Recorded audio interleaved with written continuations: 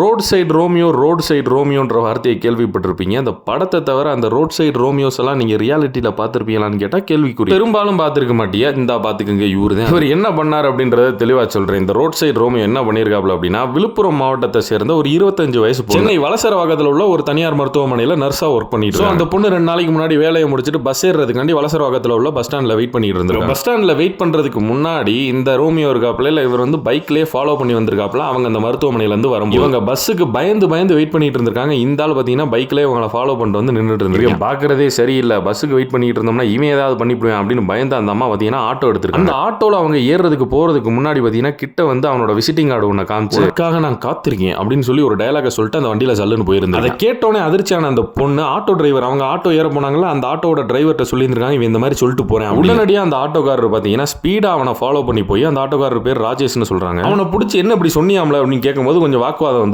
பக்கத்துல இந்த பொதுமக்கள்கிட்ட கூப்பிட்டு இந்த பாருங்க இந்த மாதிரி அந்த பொண்ணுகிட்ட சொல்லிட்டு வந்திருக்கேன் அப்படின்னு சொன்ன உடனே பொதுமக்கள்லாம் சேர்ந்து அவனை குளிப்பாட்டி உட்கார வச்சிருந்திருக்காங்க. புரிஞ்சிருக்கும்னு நினைக்கிறேன். அப்புறம் போலீஸை கூப்பிட்டு போலீஸ்ட்ட வந்து அவனை ஒப்படைச்சிருந்திருக்காங்க. போலீஸ் அவனை விசாரிச்சதுல தெரிய வருது அவன் ஒரு மெடிக்கல் ரெப்பா ஒர்க் பண்றாரு. பேரு ரமேஷ், அவன் போரூரை சேர்ந்தவன் அப்படின்னு சொல்லி இதே போலப்பாதான் விசிட்டிங் கார்டை வச்சுட்டு திரியிறானா அப்படின்னு போலீஸ் அவங்க விதத்துல விசாரிச்சுட்டு இருக்காங்க. ஆனா இந்த இடத்துல உண்மையிலே அந்த ஆட்டோக்கார ராஜேஷ் நண்பரை பாராட்டியா அந்த பொண்ணு சொன்ன உடனே அவனை போய் பிடிச்சி அடிச்சு போலீஸ்ட்ட ஒப்படைச்சிருக்காரு பாருங்க.